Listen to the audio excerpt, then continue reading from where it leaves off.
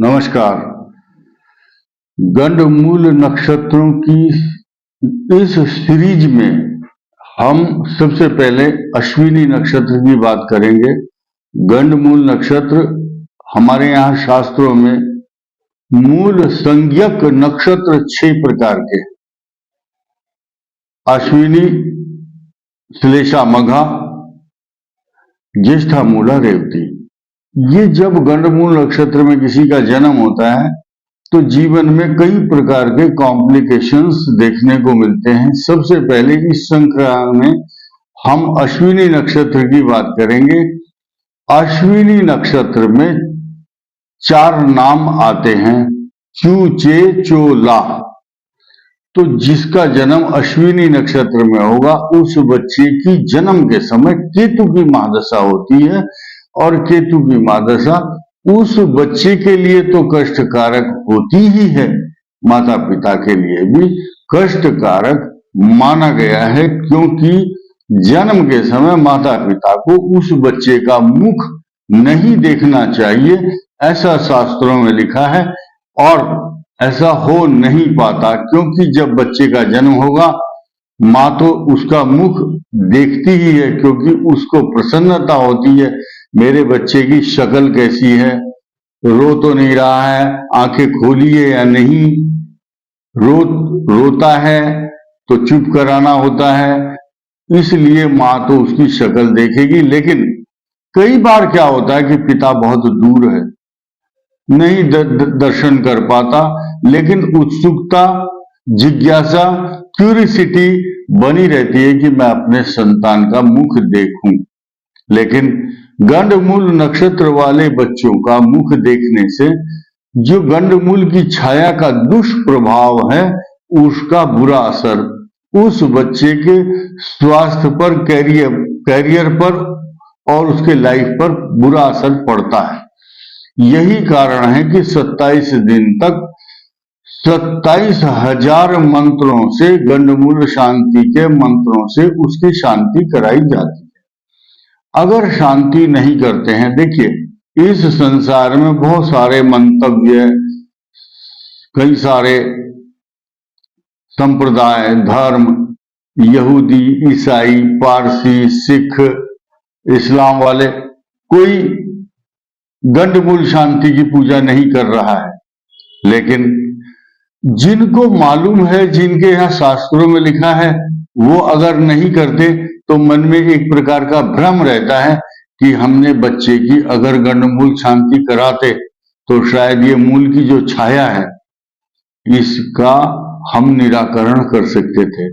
तो 27 पेड़ों के अलग अलग वैरायटी के पत्ते लेकर के और कंकड़, सड़क के, मोहल्लों के दाएं बाएं से 27 प्रकार की कंकड़ उठा करके और छोटा सा हल बनवा करके लकड़ी का 27 अलग अलग स्थानों का या 27 तीर्थ का जल ग्रहण करके मूल की छाया की शांति का शमन किया जाता, पूजा की जाती है, हवन किया जाता है। उसके बाद उस बच्चे के माता पिता छाया दान करते हैं। सरसों के तेल में मुख देखकर वस्त्र आदि द्रव्य दक्षिणा और ब्राह्मणों को दान करते हैं। हवन करने के बाद माता और पुत्र जिस वस्त्र को पहन करके उस जल से, उन पत्तों की स्पर्श किए हुए जल को स्नान करते हैं, फिर वो वस्त्र नहीं धारण करते, उनको दान करते हैं। और इस प्रकार जन्म के समय में मूल शांति करने के बाद उस बच्चे पर किसी प्रकार की कष्ट, दुख, परेशानी की छाया नहीं रहती है। यही गंडमूल शांति का एकमात्र उपाय है। यही प्रक्रिया अन्य नक्षत्रों के साथ भी अपनाई जाती है, लेकिन नियम अलग अलग होते हैं कि रेवती नक्षत्र की मूल शांति का जो प्रोसीजर है वो अलग होगा, अश्विनी नक्षत्र की शांति का प्रोसीजर अलग होगा, क्योंकि रेवती नक्षत्र में जन्मे बच्चे, उनकी जन्म के समय बुध की महादशा होती है। लेकिन अश्विनी मघा और मूला नक्षत्र में उत्पन्न जातक जो होते हैं उनकी केतु की महादशा होती है। केतु पेट का रोग, इन्फेक्शन, आंतों की बीमारी तथा उस बच्चे के शरीर में त्वचा रोग, इन्फेक्शन तथा अशांति, तनाव, पेट का फूलना, तो मल त्याग करते समय जो समस्या आती है ये भी उसी में शामिल है। दूध उगलना तथा देखिए प्रारब्ध ऐसा बताता है कि केतु जो है मनुष्य को अपनी तरफ ध्यान खींचने के लिए जाना जाता है। जब केतु की दशा आएगी और कुंडली में उस बच्चे की केतु वहीं बैठा हुआ होगा, जिस स्थान पर बैठा हुआ हो, उस स्थान से संबंधित समस्याओं का उस समय अधिक प्रभाव होगा।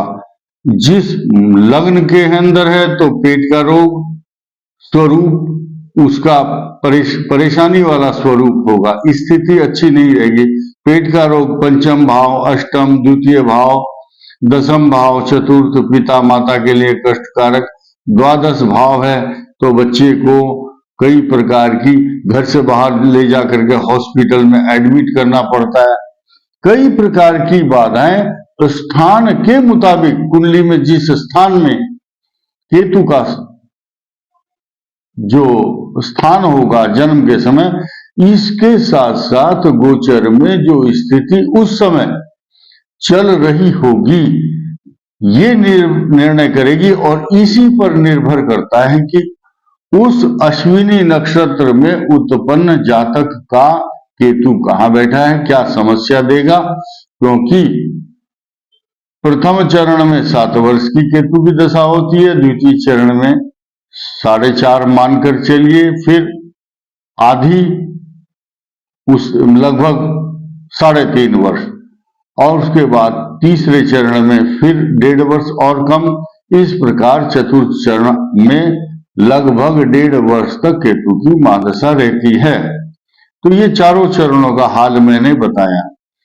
और उसके बाद युवा अवस्था में इन बच्चों के लिए लगभग, सटीक गणित बता रहा हूं, लगभग 27 साल की उम्र तक पक्का मानकर चलिए, जो पहले चरण में भी हुआ होगा। तो 22 से लेकर के 27 साल की उम्र तक के जो जातक हैं उनकी शुक्र की महादशा रहती है।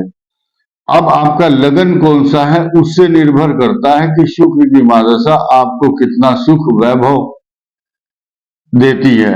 वैसे कि जन्म से के समय तो केतु के नक्षत्र वाले, अश्विनी नक्षत्र वाले कष्टकारक समय महसूस करते हैं, लेकिन उसके बाद युवावस्था आते आते ज्ञान, विज्ञान, कला, कौशल, अच्छी एजुकेशन, सुख प्राप्त करते हैं।